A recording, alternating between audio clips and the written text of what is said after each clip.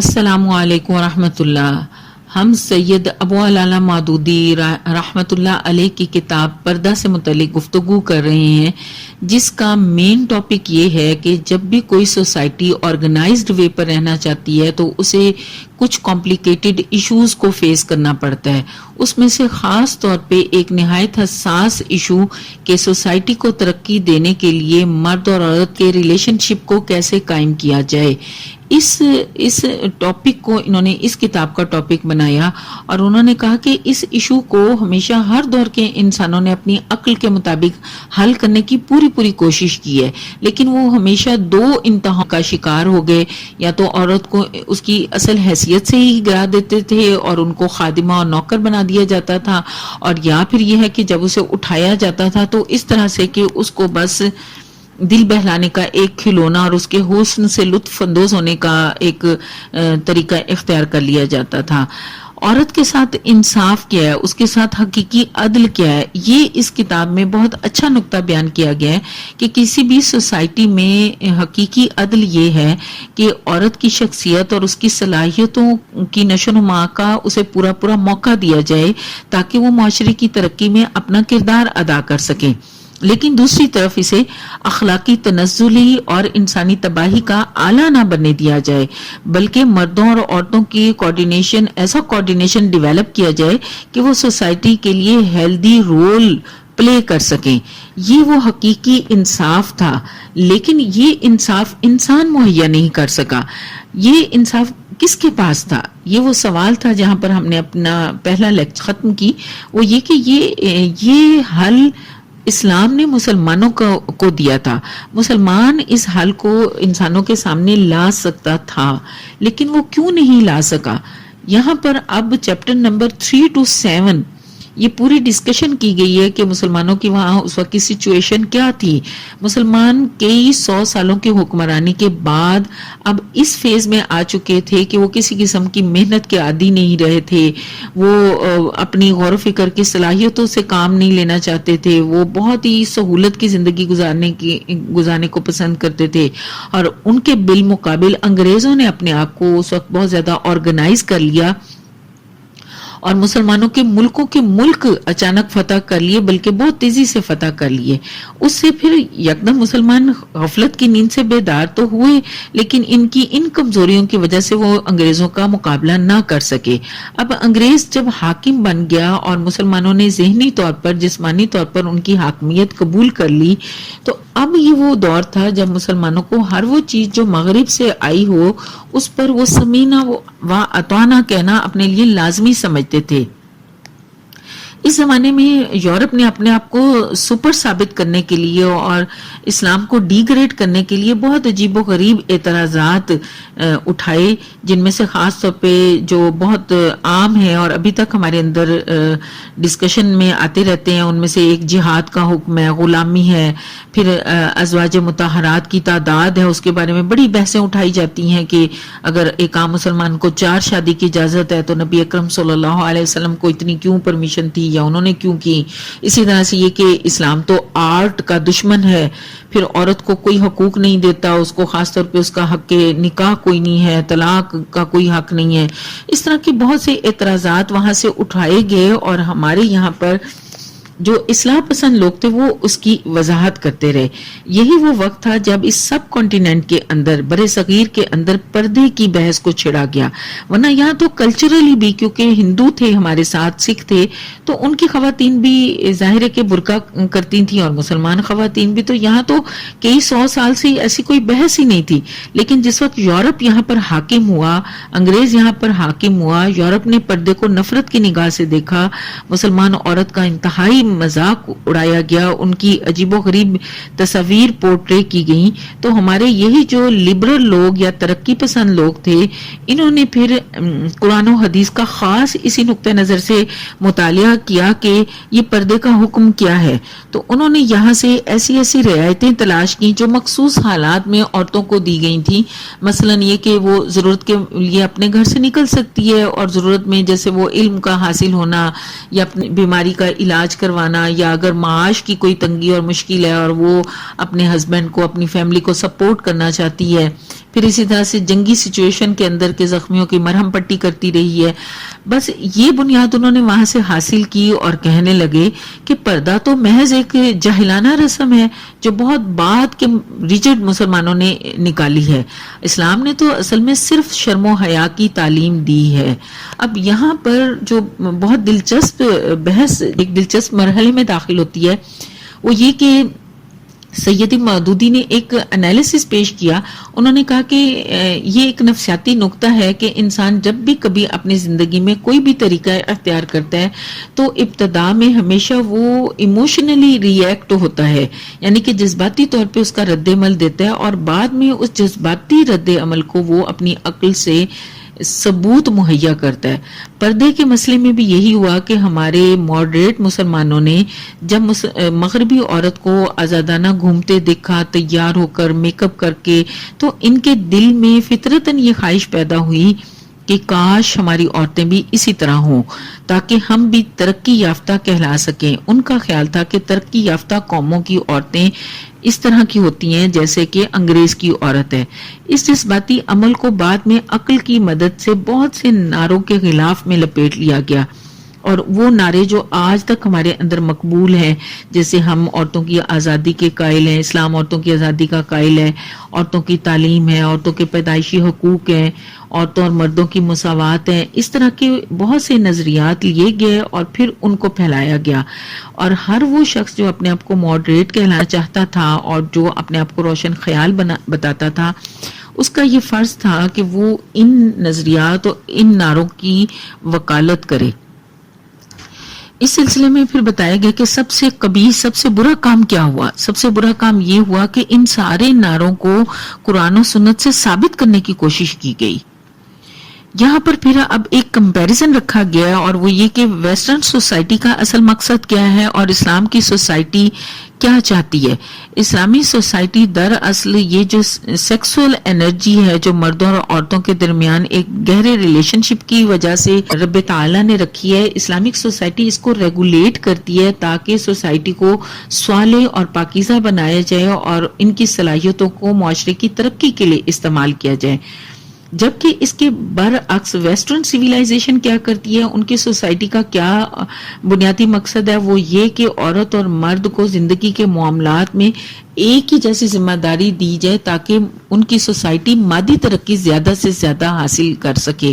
جب وہ دونوں جینڈرز کو ایک جگہ اکٹھا کام دیتے ہیں اور کام دیا گیا ان کی سوسائٹی کے اندر، تو اس کا نتیجہ فطری طور پر یہی نکلتا ہے کہ سوسائٹی کے اندر فساد برپا ہو جاتا ہے. وہ مورلی فساد کہا گیا ہے. اور سید مودودی فرماتے ہیں کہ یہ جو مقصد ہے اسلامک سوسائٹی کا اور ویسٹرن سوسائٹی کا، یہ بالکل ایک دوسرے کے متضاد ہیں، بالکل مختلف ہے، اس لیے ان دونوں کے رولز ریگولیشن بھی مختلف بنائے گئے. اور اب انہوں نے کہا کہ میرے پیش نظر اب یہی ہے کہ میں اس کتاب کے ذریعے سے دو کام کرنا چاہتا ہوں. ایک تو یہ کہ میں اسلامک سوشل سسٹم کو پوری طرح سے واضح کر کے بیان کرنا چاہتا ہوں، اور دوسرا یہ کہ مغربی سوشل سسٹم کے جو نظریات اور نتائج ہیں وہ میں مسلمانوں کے سامنے کھول کر رکھ دینا چاہتا ہوں تاکہ وہ منافقانہ زندگی کو ختم کریں اور یا تو اسلام کو صحیح طرح قبول کریں یا پھر اسلام سے قطع تعلق ہو جائیں. یہ درمیانی چیز اس کو اختیار نہ کریں. اب اس کے بعد پھر مغربی نظریات کو ان ڈیٹیل یہاں بتایا گیا ہے. وہ یہ کہ 18ویں صدی کے یورپ کے اندر ایک تبدیلی آ رہی تھی، اور وہ تبدیلی کیا تھی کہ وہاں پر چونکہ عیسائیت لیڈرشپ اس وقت کی سوسائٹی کو گائیڈ کر رہی تھی، انہوں نے انسانوں پر بہت سی بے جا پابندیاں لگائی ہوئی تھی، بہت سی رسوم و رواج میں اس سوسائٹی کو جکڑ ڈالا گیا تھا کہ فرد کو کسی قسم کی کوئی آزادی نہیں تھی. تو اس رد عمل میں وہاں پر ایک شخصی آزادی کا نظریہ جنم لیتا ہے جس کو انڈیویجولزم کہا جاتا ہے.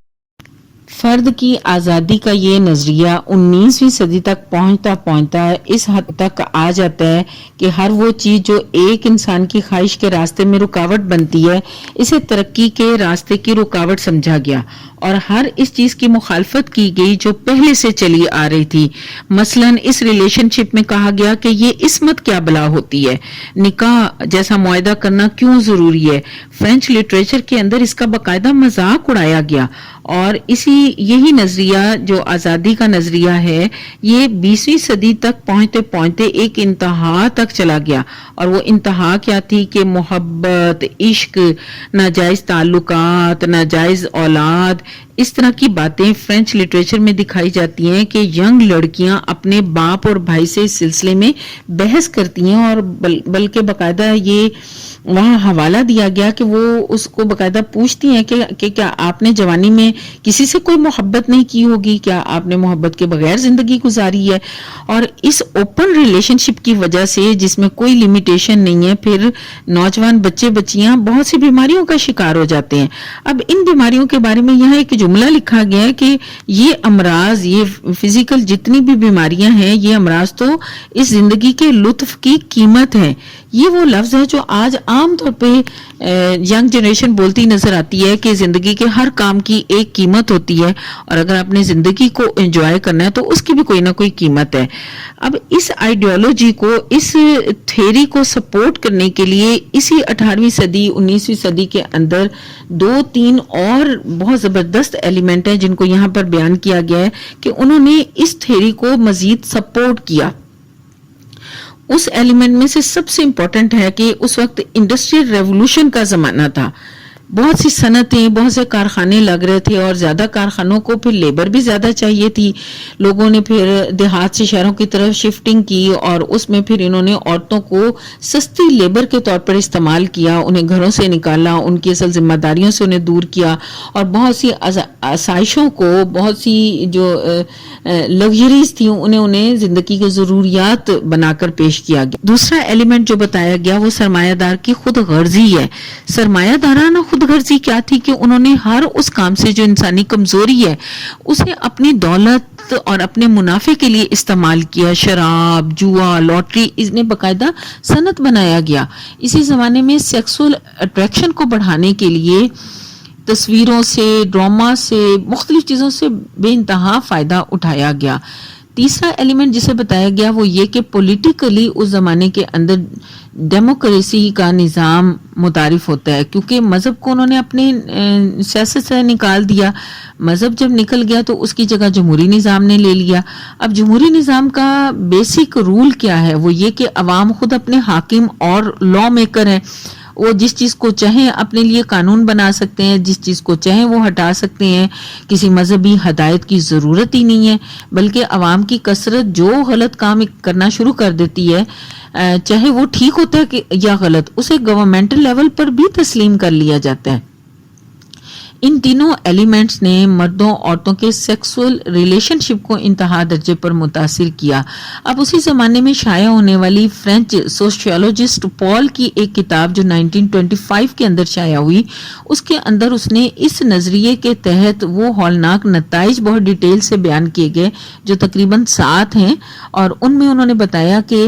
اس فرینچ قوم کو جو سب سے بڑا نتیجہ بھگتنا پڑا اس ریلیشن شپ کی وجہ سے, اوپن ریلیشن شپ کی وجہ سے, وہ یہ کہ اخلاقی حص ہی بالکل کمزور ہو گئی. اب وہ چیزیں جو پہلے بہت بری سمجھی جاتی تھیں, جیسے جوان لڑکے لڑکیوں کا ملنا جلنا, ان کا آپس میں تعلق رکھنا, فرینڈ شپ کرنا, اور اب اوپنلی ڈسکس کیے جاتے ہیں, آرام سے کیے جاتے ہیں, اور فرینڈ کے طور پہ لڑکا ہو یا لڑکی, یہ وہاں پر کوئی باعث شرم بات نہیں ہے. اس وجہ سے دوسری بڑی بات یہ بتائی گئی کہ جیسے پروسٹیٹیوشن کا جو پیشہ ہے وہ باقاعدہ ایک باعزت پیشہ بنا دیا گیا, اور بتایا گیا کہ 5 لاکھ تو رجسٹرڈ سیکس ورکرز اس سوسائٹی کے اندر اس زمانے میں موجود تھیں, اور اس کو بڑا ایڈورٹائز کیا گیا, اور اس کے ذریعے سے ہر طرح کی اوپن چوائس دی گئی. اسی طرح سے بتایا گیا کہ وہاں پر پھر اس اوپن ریلیشن شپ کی وجہ سے بہت ساری بڑی بڑی بیماریاں جوانی میں ہی لوگوں کو ہو جاتی تھی, اور ان بیماریوں کی وجہ سے ان کی صلاحیتیں ملک و قوم کے کام نہیں آتی تھی. اور اب یہ چیزیں زیادہ کھل کے ہمارے سامنے آ رہی ہیں, اور وہ کہتے ہیں کہ جب یہ تعلقات بڑے ایزیلی ہر لڑکا ہر لڑکی سے فرینڈ شپ کر سکتا ہے, ریلیشن شپ کر سکتا ہے, تو پھر خاندان کون بنائے. خاندان کے لیے کون قربانیاں دے، اور جب خاندان نہیں بنتے تو آئندہ نسلیں کیسے جنم لیں، ان نسلوں کی تربیت کیسے ہو، وہ ملک و قوم کے لیے بہت ہی اچھے طریقے سے کیسے بڑے ہوں. یہ ساری چیزیں انہوں نے کہا کہ اس فرینچ قوم کو اس زمانے میں فیس کرنے پڑے، اور آج جب ہم بہت سے سرویز وغیرہ دیکھتے ہیں تو یہ چیزیں مزید بہت واضح ہو کر ہمارے سامنے آ گئی ہیں. ان کے ساتھ ساتھ انہوں نے کچھ اس وقت کی برٹش سوسائٹی اور امریکن سوسائٹی کی مثالیں بھی ہمارے سامنے رکھی ہیں. امریکن سوسائٹی کے لحاظ سے ایک پیراگراف مجھے بہت امپورٹنٹ لگ رہا تھا کہ انہوں نے کہا کہ اس وقت امریکن سوسائٹی میں جیسے ہومو سیکسولیٹی بہت تیزی سے بڑھ رہی ہے، بچوں کو سکول کے اندر جو ان کے ریزلٹس تھے وہ انہوں نے ان کے لٹریچر سے نکال کے ہمارے سامنے رکھے، اور اب ان چیزوں کو سمجھنا ہمارے ہاں بھی، ہماری سوسائٹی میں بھی جس طرح یہ چیزیں عام ہو رہی ہیں تو ہمیں بھی یہ سب جو نتیجے ہیں یہ سمجھنا اتنے مشکل نہیں ہے. اس میں انہوں نے ایک امریکن رسالے میں وہاں کی بد اخلاقی کے بارے میں بتایا. پیراگراف لکھا کہ 3 شیطانی قوتیں ان کی تسلیس آج ہماری دنیا پر چھا گئی ہے، اور یہ تینوں ایک جہنم تیار کرنے میں مشغول ہیں. پہلی کیا چیز ہے؟ فحش لٹریچر، جو جنگ عظیم کے بعد حیرت انگیز رفتار کے ساتھ اپنی بے شرمی اور کثرت اشاعت میں بڑھتا چلا جا رہا ہے. اور دوسری چیز کیا؟ متحرک تصویریں. اس وقت تو متحرک تصویریں بالکل اپنی ابتدائی شکل میں تھی. انہوں نے کہا کہ یہ متحرک تصویریں جو سیکسول لو کو، شہوانی محبت کے جذبات کو نہ صرف بھڑکاتی ہیں بلکہ عملی سبق بھی دیتی ہیں. اور تیسرا کیا تھا؟ عورتوں کا گرا ہوا اخلاقی معیار جو ان کے لباس اور بعض اوقات ان کی جو ولگیرٹی ہے اس سے ظاہر ہوتا ہے. پھر سگریٹ کے استعمال سے، مردوں کے ساتھ ہر طرح کے تعلقات سے. وہ کہتے ہیں یہ تینوں چیزیں ہمارے ہاں بڑی تیزی سے بڑھتی چلی جا رہی ہیں، اور اس کا نتیجہ مسیحی تہذیب کا زوال اور آخر کار تباہی ہے. یہ تینوں چیزیں جو اس وقت بالکل اپنی ابتدائی شکل میں تھیں، آج برٹش سوسائٹی ہو، امریکن ہو، یا کسی اور جو ڈیولپڈ جتنے بھی معاشرے ہیں ان کے اندر ہم دیکھیں تو یہ اپنی بہت ہی انتہا درجے پر سامنے آ چکے ہیں کہ اب وہاں کے بڑے بڑے دانشور اس وقت بہت پریشان بیٹھے ہیں کہ ان چیزوں کو کیسے کنٹرول کیا جائے. اس ساری سچویشن کو سامنے رکھ کر اب یہاں بتایا جا رہا ہے اور کہا جا رہا ہے کہ مسلمانوں کے سامنے ایک سوال ہے، وہ فیصلہ کریں وہ کیا چاہتے ہیں، وہ کون سی تہذیب لانا چاہتے ہیں، کس تہذیب کو فالو کرنا چاہتے ہیں. بے شک مغربی سویلائزیشن باقاعدہ بہت چکا چوند نظر آتی ہے، اس کے اندر بڑی اٹریکشن ہے، کشش ہے، کیونکہ جوانی میں تو ہر لڑکا لڑکی چاہتے ہی یہی ہے کہ ہمیں کوئی روک ٹوک نہ ہو، ہمیں بہت آزادی حاصل ہو. لیکن یہ آزادی جو کوئی قید نہیں رکھتی، جس میں کسی قسم کی کوئی پابندی نہیں، وہ اپنے اندر کتنے بھیانک نتیجے رکھتی ہے. کیا مسلمان اگر ویسٹرن سوسائٹی چاہتے ہیں تو کیا وہ ان نتائج کو بھگتنے کے لیے تیار ہیں؟ اس بحث کے ساتھ ہی وہ یہ دعوت دیتے ہیں کہ آئیے پہلے ہم غور تو کریں، یہ مرد اور عورت یہ 2 قسمیں آخر فطرت نے بنائی کیوں، ان کے بنانے کا اصل مقصد کیا تھا. یہ وہ ٹاپک ہے جس پر انشاءاللہ غور کریں گے اور آئندہ اس کو ہم اپنی بحث کا نقطہ بنائیں گے.